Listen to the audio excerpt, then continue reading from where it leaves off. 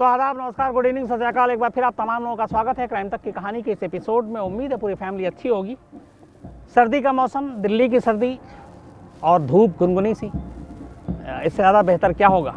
और इस वक्त मैं वही आजकल जहाँ पे होता हूँ हमेशा वही हूँ, लेकिन कहानी शुरू करूँ।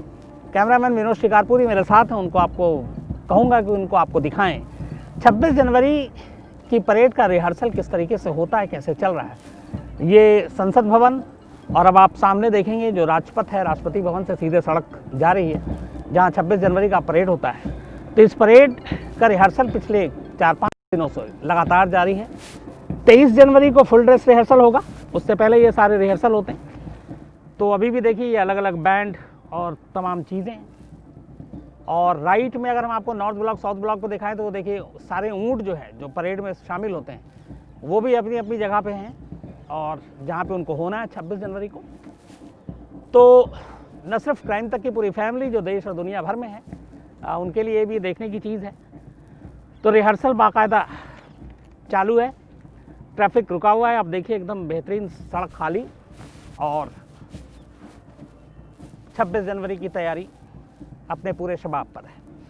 अब आते हैं आज की कहानी, लेकिन इस कहानी को शुरू करूं उससे पहले कुछ दिन पहले एक फिल्म देख रहा था मैं, मुन्ना भाई, लगे रहो मुन्ना भाई की सीरीज़ थी वो, जिसमें एक शादी का सीन था और उसमें ये था कि एक जो भविष्य बताते हैं, भविष्यवक्ता जो ज्योतिष हैं, वो पूरा सीन था किस तरीके से वो बता रहे हैं कि ये शादी नहीं होगी, शादी के बाद जो लड़की का पति है वो मर जाएगा क्योंकि उसका ग्रह ऐसा है। और फिर वो मुन्ना भाई और सर्किट बंदूक तान देते हैं और जो ज्योतिष थे वो बताते हैं कि तुम्हारे ऊपर संकट आ रहा है। और फिर किस तरह ज्योतिष घबरा जाते हैं क्योंकि खुद ने अपने आने वाले 2 मिनट के बारे में पता नहीं था कि उनके साथ क्या होगा। तो कुल मिला के ये कहने का मतलब ये है कि क्या वाकई लोग जो भविष्यवाणी करते हैं वो सही होती है? क्या वाकई लोगों को ये पता होता आने वाले वक्त में, आने वाले दौर में क्या होगा? और जो अलग अलग ज्योतिष हैं, जो ज्ञानी हैं, भविष्यवक्ता हैं, वो न सिर्फ इंसानों के भविष्य को बल्कि दुनिया के भविष्य को, और वो भी आने वाले कई सौ साल के बाद के भविष्य को भी बता सकते हैं। और उस दौर में जबकि बहुत सारे ऐसे देश तो जन्मे भी नहीं थे। तो क्या ये मुमकिन है? ये सवाल इसलिए क्योंकि आज की जो कहानी है वो एक ऐसे शख्स की कहानी है जिसका मुझे लगता है कि शायद ही कोई ऐसा शख्स हो जिसने नाम न सुना हो। नास्ट्राडेमस, दुनिया के सबसे बड़े भविष्यवक्ता, जिन्होंने इतनी सारी भविष्यवाणियाँ की हैं और जो उनकी किताब है वो दुनिया में सबसे ज़्यादा बिकने वाली किताब। और क्या क्या न बताऊं कि जिस के बारे में उन्होंने भविष्यवाणी ना की हो। तो क्या वाकई वो सब कुछ पहले से जानते थे? करीब 450 साल हो गए, अब तो 475 साल से ज़्यादा हो गए होंगे जब से उनकी भविष्यवाणी की किताब दुनिया के हर जगह पे छपती है, बिकती है, हाथों हाथ बिक जाती है। जब इसका पहला पब्लिकेशन आया था तो वो एक ही दिन में ख़त्म हो गया था। तो क्या वाकई भविष्यवाणी सही होती है? क्या बताया जा सकता है? तो इससे बेहतर कहानी और क्या होगी कि अगर हम नास्ट्राडेमस की बात करें। माइकल डी नाटाडम ये नाम था, लेकिन उसके बाद नास्ट्राडेमस 1503 में फ्रांस में इनका जन्म हुआ। एक अच्छे धनी परिवार में जन्म हुआ। इसके बाद मेडिसिन की पढ़ाई की, फिर डॉक्टर बने। तब तक सब कुछ ठीक था। उसके बाद फिर जो इन्होंने भविष्यवाणी करना शुरू किया, उसने नास्ट्राडेमस को एक तरह से फ्रेंच बाबा ही बना दिया। और आज भी 450 साल बाद नास्ट्राडेमस की बात होती है। ख़ासतौर पर अभी की मैं बात करूं तो एक भविष्यवाणी उनकी ये भी है कि 2021 में एक एस्ट्रोनॉट आएगा और जो दुनिया से टकराएगा एक गोला बहुत बड़ा, जिसका आकार जो हिरोशिमा में और नागासाकी पे जो एटम बम गिरा था उससे भी कहीं ज़्यादा होगा और उसकी वजह से दुनिया तबाह हो जाएगी। तो क्या वाकई ऐसा होगा? इसमें कितनी सच्चाई है? ये सारी चीज़ें आपको बताऊं उससे पहले पूरी कहानी, जो फिर से वही सवाल है कि क्या वाकई ये पॉसिबल है कि कोई इंसान अपनी ज़िंदगी में ही ऐसी भविष्यवाणी करे जो आने वाले दौर के लिए हो। जितनी इन्होंने भविष्यवाणी की उसमें से कितना सच हुआ, कितना गलत हुआ, ये भी आपके सामने रखूंगा।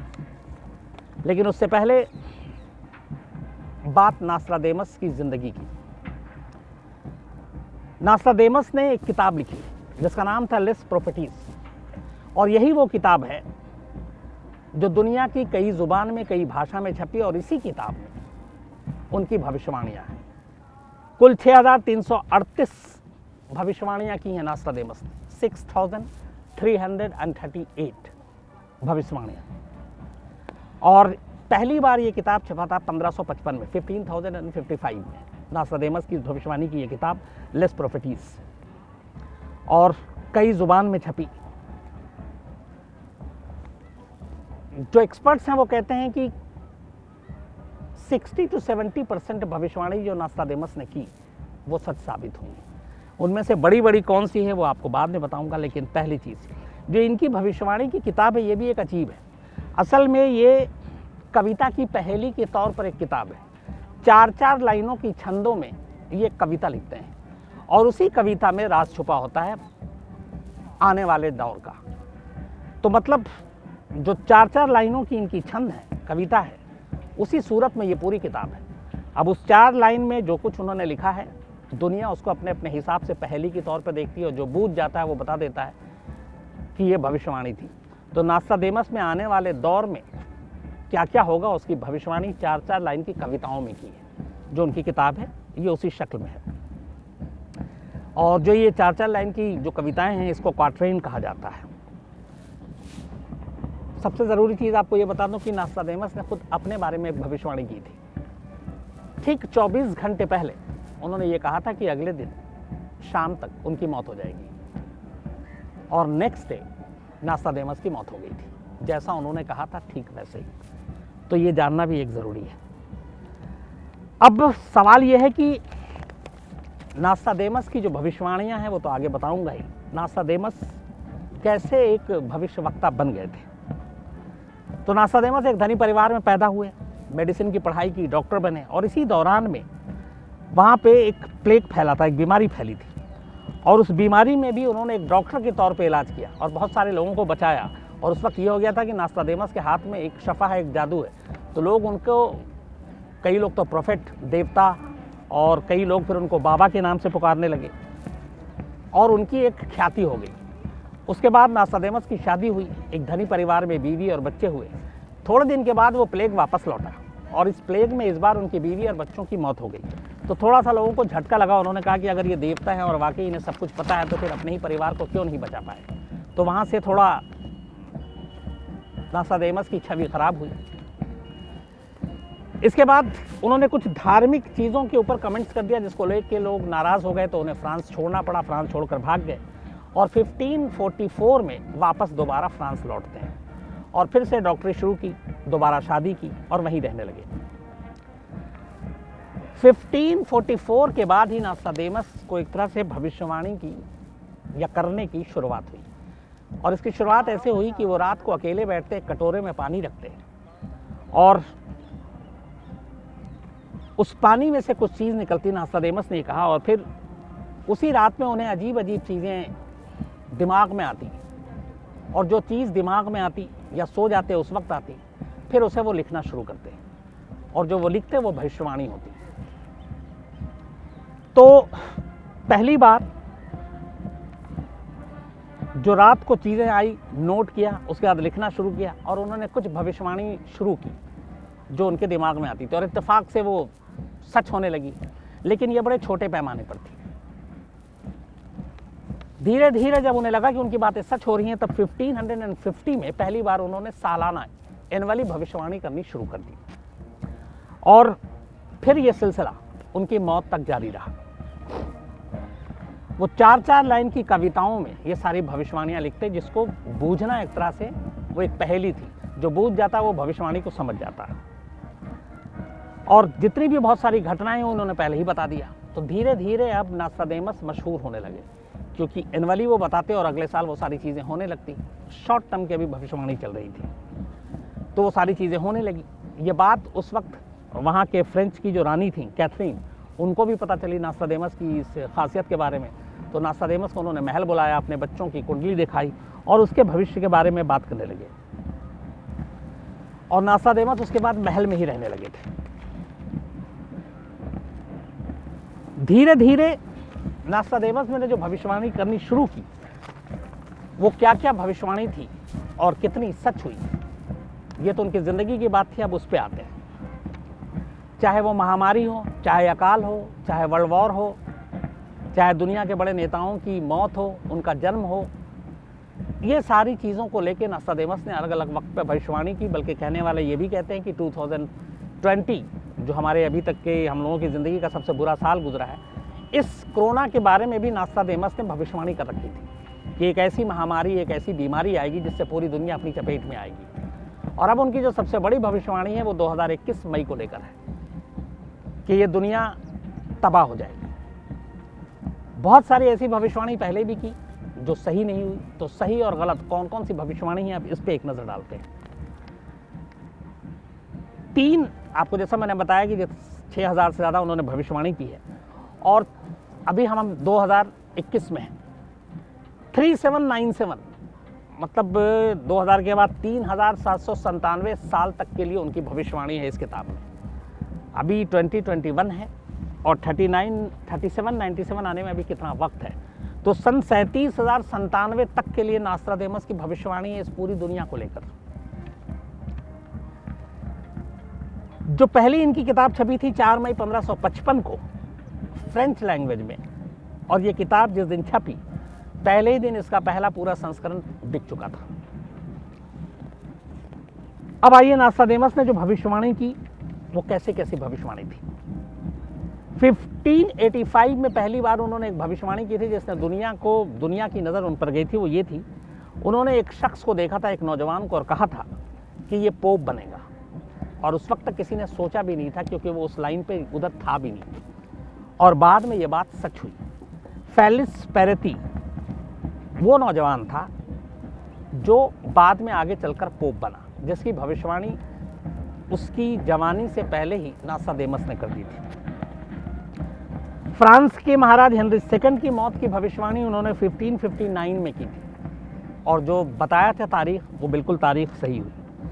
उन्होंने हिटलर के लिए भी एक भविष्यवाणी की थी कि एक शख्स आएगा जो इस तरीके का डिक्टेटर होगा, और किस तरह से आगे चलकर वो जंग और सारी चीज़ों की बात थी। तो हिटलर के बारे में भी उसकी पूरी भविष्यवाणी नोस्ट्राडेमस की बिल्कुल सही साबित हुई। सेकेंड वर्ल्ड वॉर की भी भविष्यवाणी की थी नोस्ट्राडेमस ने, और न सिर्फ सेकेंड वर्ल्ड वॉर की बल्कि जापान के हिरोशिमा और नागासाकी पे जो 2 एटम बम गिरे थे, तब उन्होंने शहर तो नहीं बताया था लेकिन जापान में एक बड़ा हमला होगा, इसकी भविष्यवाणी भी नोस्ट्राडेमस ने की थी। और उसके बाद पहला एटम बम जापान के शहर पर ही गिरा था। इस हमले की भविष्यवाणी उन्होंने कर दी थी। बाद में नील आर्मस्ट्रांग चांद पर पहुंचने वाले पहले शख्स थे, लेकिन चांद पे इंसान जा सकता है ये उस दौर में किसी ने सोचा भी नहीं था। 1500 और मैं मतलब 15 to 1600 के बीच की बात कर रहा हूँ। तब नोस्ट्राडेमस ने एक भविष्यवाणी की थी कि इंसान चांद पर जाएगा, और ये बात बिल्कुल सही साबित हुई। American president John F Kennedy के कत्ल की भविष्यवाणी भी नोस्ट्राडेमस की इस किताब में है, और ये भविष्यवाणी भी बिल्कुल सही साबित हुई। इसके अलावा उन्होंने कई ऐसे भूकंप, अर्थक्वेक की भविष्यवाणी की पूरी दुनिया को लेकर, और वो भी बिल्कुल सच साबित हुई। इंडिया के परसेप्शन में आए तो इंदिरा गांधी के बारे में नोस्ट्राडेमस ने उस वक्त भविष्यवाणी की थी। उसकी भविष्यवाणी में जो कविता में जो लिखा गया था 4 लाइन, जिसको बाद में बूझा गया और कहा गया ये इंदिरा गांधी के लिए थी, वो लाइनें ये थी कि निष्कासित स्त्री फिर सत्तारूढ़ होगी। ये हिंदी में ट्रांसलेट करके है कि निष्कासित स्त्री फिर सत्तारूढ़ होगी। इसका मतलब है कि जो सत्ता से बाहर चली गई है, हटा दी गई है, वो फिर सत्ता में आएगी। उसके बैरी उसके खिलाफ षड्यंत्र करेंगे, उसके दुश्मन उसके खिलाफ साजिश रचेंगे। 3 साल के अपने यादगार कार्यकाल के बाद 70 की आयु के लगभग उसकी मौत हो जाएगी। अब ये जो सारी लाइनें इसको ऐसे समझिए कि हुआ क्या था। 1977 में आम चुनाव में इंदिरा गांधी की हार हुई इमरजेंसी के बाद, जनता पार्टी की सरकार बनी, लेकिन 1980 में 3 साल के बाद इंदिरा गांधी वापस आ गई सत्ता में, और उसके बाद फिर उनकी हत्या हो गई। जो दंगे हुए थे, ऑपरेशन ब्लू स्टार हुआ था, उसका अंजाम था। और जब इंदिरा गांधी की मौत हुई तब उनकी उम्र 67 साल के आसपास थी। तो इंदिरा गांधी के बारे में भी उनकी भविष्यवाणी, नोस्ट्राडेमस के बारे में इसी कविता से लोगों ने निकाला उस वक्त। सुभाष चंद्र बोस के बारे में भी भविष्यवाणी की थी कि एक दूसरे से अजनबी साम्राज्य के खिलाफ बगावत करेंगे, एक ऊंचे सपने और आज़ादी के लिए सब कुछ दांव पर लगाएंगे, एक किला आज़ाद करा लिया जाएगा और हुकूमत देखती रह जाएगी। भारी मारकाट से वो बौखला जाएंगे। एक नेता अपने देश से दूर किसी पनडुब्बी में छिप कर जाएगा और अलग भाषा और संस्कारों वाले लोगों की मदद से अपने देश के हज़ारों लोगों को रास्ता दिखाएगा। वो एक युद्ध में हिस्सा लेगा जिसमें बहुत सारे लोग मारे जाएंगे। अब हुआ क्या था, इस पूरी कविता के जो लाइनें हैं उसका मतलब, सुभाष चंद्र बोस ने अपने देश से दूर दूसरे देश जापान पहुंचे थे, फिर जर्मनी गए, वहाँ के शासकों से मदद ली, भारत को आज़ाद कराने का सपना देखा और अपनी ही एक फ़ौज बनाई, आज़ाद हिंद फ़ौज। उसके बाद युद्ध में हिस्सा लिया। जापानी सैनिकों के साथ उनकी आज़ाद हिंद फ़ौज रंगून से होती हुई 18 मार्च 44 की कोहिमा और इम्फाल के भारतीय क्षेत्रों में पहुंची और बाकायदा इस लड़ाई हुई यहाँ पे। और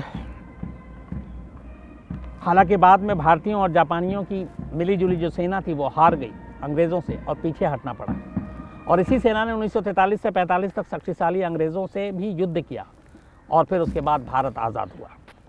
एक और बड़ी इम्पॉर्टेंट भविष्यवाणी थी नास्तादेमस की और वो ये थी नालंदा विश्वविद्यालय, तक्षशिला विश्वविद्यालय, इन चीज़ों को लेकर भविष्यवाणी में जो कहा गया था, नास्तादेमस ने जो कहा था वो ये था कि एक वक्त आएगा जब बेपढ़े लिखे लोग पढ़े लिखे लोगों की सभ्यता को तबाह कर देंगे और पुस्तकें वगैरह फूंक डालेंगे। ऐसा दुर्लभ ज्ञान नष्ट कर दिया जाएगा जिसका अधिकांश भाग वापस नहीं पाया जा सकेगा। अब हुआ क्या, हमलावरों ने भारत के नालंदा, तक्षशिला और विक्रमशिला विश्वविद्यालय नष्ट कर दिए थे। यहाँ पे आग लगा दी थी, किताबें जला दी थी, हजारों मंदिरों और महलों को नष्ट कर दिया गया था जिसमें एक पूरा इतिहास छुपा हुआ था। तो नास्तादेमस ने वर्ल्ड वॉर 1, 2 की भविष्यवाणी की, हिरोशिमा की। एक और बड़ी अजीब बात है, उन्होंने विश्व युद्ध 3 की भी भविष्यवाणी की है, वर्ल्ड वॉर 3 होगा। और सबसे हैरानी वाली बात यह है कि जो तीसरा विश्व युद्ध की भविष्यवाणी की है ये दक्षिण पश्चिम एशिया से शुरू होगा, जब यहाँ की संयुक्त सेना अभियान शुरू करेगी। अब भारत और पाकिस्तान के जो रिश्ते हैं, दोनों के पास परमाणु बम है, चीन के हालात और तेवर आप देख ही रहे हैं। तो क्या वाकई ऐसा हो सकता है? हाल के दिनों में अगर देखा जाए तो तनाव को देखते हुए ऐसा हो सकता है। हालांकि इसी नास्तादेमस ने कई ऐसी भविष्यवाणी की जो सच साबित नहीं हुई, जिसमें सबसे खास है उन्होंने कहा था 1999 में दुनिया खत्म हो जाएगी और उसको लेके बड़ा उस वक्त सब कुछ हुआ था, लेकिन ऐसा कुछ हुआ नहीं और बड़ी सारी चीज़ें बनी थी दुनिया में। 1999 को लेके एक कौतूहल था, लेकिन दुनिया खत्म नहीं हुई।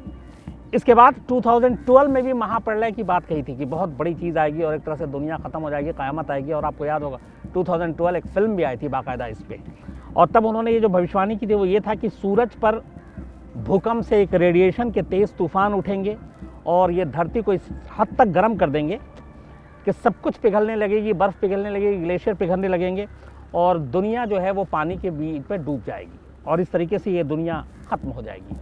हालांकि भविष्यवाणी साबित नहीं हुई सही। अब इनकी जो दूसरी भविष्यवाणी अभी फिलहाल के लिए, फ्यूचर के लिए हम बात कर रहे हैं, 2021 बल्कि इसी साल मई की बात है, का कहना है कि जो उन्होंने कविता लिखी अपने हिसाब से क्वाट्रेन, उसमें ये कहा है कि पृथ्वी से धूमकेतु टकराने की बात कही। एक बड़ा धूमकेतु है जो धरती से आकर टकराएगा और ये टक्कर भूकंप और कई दूसरी मुसीबत लेकर आएगा और दुनिया लगभग ख़त्म हो जाएगी। अब सवाल ये है कि क्या वाकई ऐसा है, क्योंकि मई में अब ज़्यादा वक्त तो बचा नहीं है। तो नासा ने अभी कुछ वक्त पहले भी, आपको याद होगा कि एक ऐसे धूमकेतु के धरती के करीब आने की बात कही गई थी। हालांकि अभी भी दूरी है इन दोनों में, लेकिन नासा ने पहले भी एक बड़े धूमकेतु के पृथ्वी से टकराने की संभावना जताई हुई है। और उनका कहना है कि KF-1 नाम का एक एस्ट्रोटाइड जो है वो मई 2021 में धरती से टकरा सकता है। और वैज्ञानिकों के हिसाब से ये जो एस्ट्रोटाइड है, धूमकेतु है, ये 1945 में हिरोशिमा पर जो अमेरिका द्वारा परमाणु बम गिराए गए थे उससे 15 गुना ज़्यादा ताकतवर होगा। तो अब ऐसा कोई धूमकेतु हवा में घूम रहा है जो धरती के लगातार करीब आ रहा है, ये कितना सच है ये तो आने वाले वक्त में ही पता चलेगा। तो लेकिन कुछ भविष्यवाणियां जो गलत साबित हुई वो आपके सामने थी। अब जो सबसे बड़ी चीज़ थी, क्योंकि एक आदमी दुनिया की भविष्यवाणी कर रहा है, भविष्य बता रहा है लोगों के कि ऐसा होगा वैसा होगा, और जो मैंने जहाँ से शुरुआत की थी कि अपने बारे में फिर वो भविष्यवाणी करे और वो सच हो। तो फिर इसको क्या माना जाए। 1 जुलाई 1566, 1 जुलाई 1566 की शाम को नास्तादेमस ने एक भविष्यवाणी की थी, और जो भविष्यवाणी थी जो कविता के रूप में, वो ये थी कि tomorrow at sunrise I shall no longer be here, मतलब कल सूरज निकलने से पहले मैं जिंदा नहीं रहूँगा। 1 जुलाई 1566 की शाम को उन्होंने भविष्यवाणी अपने लिए की थी, और 2 जुलाई 1566 को, 2 जुलाई 1566 को नास्तादेमस की मौत हो गई। हालांकि नास्तादेमस की जो मौत हुई थी वो उनको कई सारी उस वक्त बीमारियाँ थीं, गठिया की बीमारी थी, और गठिया से काफ़ी ज़्यादा परेशान थे। और बाद में जब उनकी मौत हुई तो पता चला कि फिर उनको दिल का दौरा पड़ा था, और जिस तरीके से उन्होंने कहा था उसी तरीके से उनकी मौत हो गई थी। तो करीब 475 साल से ज़्यादा हो चुके हैं। दुनिया आज भी नास्तादेमस की उस किताब को छापती है, पढ़ती है, और उसमें से जो कविता है उस पहेली को बूझकर दुनिया के भविष्य के बारे में जानने की कोशिश करती है। और ये अपने आप में इसलिए भी है आज के इस दौर में भी कि इतनी सारी जो भविष्यवाणियाँ हैं उसमें से अगर 50 से 70% के बीच में ये सारी भविष्यवाणी उनकी सच होती है तो कहीं ना कहीं फिर लोग उसको सीरियसली लेते हैं। और जितने दुनिया के अलग अलग एक्सपर्ट्स हैं, नास्तादेमस की बुक पे जो सारी भविष्यवाणी थी उसमें से उन्होंने जो निकाली है, तो लास्ट जो रिपोर्ट आई थी वो ये थी कि नास्तादेमस की करीब 800 भविष्यवाणी जो उन्होंने आने वाले वक्त के लिए किया था वो सही साबित हुई। तो अगर 800 भविष्यवाणी उनकी सच साबित हुई अलग अलग सारे एक्सपर्ट्स के हिसाब से, तो फिर कहीं ना कहीं कुछ चीज़ें तो हैं जिसके ऊपर फिर यकीन करने को मन करता है। और 37,097 माने आने वाले साल 3797 तक के लिए भविष्यवाणी है। तो देखिए आगे आने वाले में और दौर में क्या होता है। लेकिन कभी मौका मिले आप लोगों को तो नास्तादेमस की जो किताब है, जो कविता के रूप में पहेलियों में है, उसको ज़रूर पढ़िए। और क्योंकि ये किताब वैसे भी बहुत पॉपुलर है, जब भी छपती है फटाफट बिक जाती है। तो लेस प्रोफेटिस ये किताब का नाम है, बहुत सारे लैंग्वेज में छप चुकी है। नास्तादेमस के बारे में और कोई जानकारी हो तो आप भी शेयर कर सकते हैं, बताइएगा। तो आज इतना ही, एक भविष्य वक्ता की कहानी थी। यहाँ पे एक चीज़ और याद आई कि बहुत सारे लोग हैं जो कहते हैं कि उनके हाथों की लकीरें जो हैं उसी में सब कुछ है। तो वाकई हाथ की लकीरें भी क्या हमारा भविष्य बताती हैं, और हाथ की लकीरों में ही हमारा सब कुछ एक राज कैद है, मालूम नहीं मुझे। लेकिन बहुत सारे लोग बिलीव करते हैं, बहुत सारे शोज़ चलते हैं ऐसे जो भविष्य वक्ता होते हैं, वो बताते हैं दुनिया के बारे में। तो आज की कहानी में इतना ही। कल आपसे फिर मुलाकात होगी रात 9 बजे किसी नई कहानी के साथ। तब तक अपना ख्याल रखिएगा। Thank you very much.